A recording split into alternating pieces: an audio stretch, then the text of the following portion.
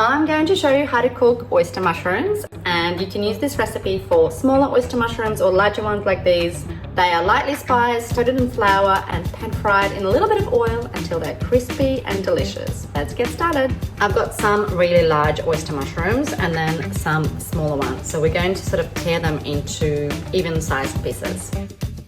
The mushrooms are then drizzled with a little bit of olive oil and soy sauce for umami.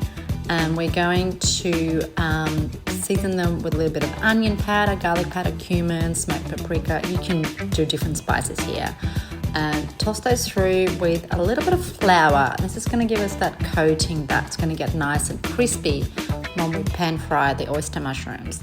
You only need a little bit of oil. It's not deep fried oyster mushrooms, but pan fried. And once they're brown on each side, transfer the mushrooms onto some paper towel to absorb any excess oil, and repeat with the second batch of mushrooms. You can serve them as they are with a little bit of lemon juice on top, or zhuzh them up with some aged balsamic and grated Parmesan cheese. They're delicious as finger food, but you can also use them as a side dish. Use them in wraps, sandwiches, whatever you like. Try them. So good.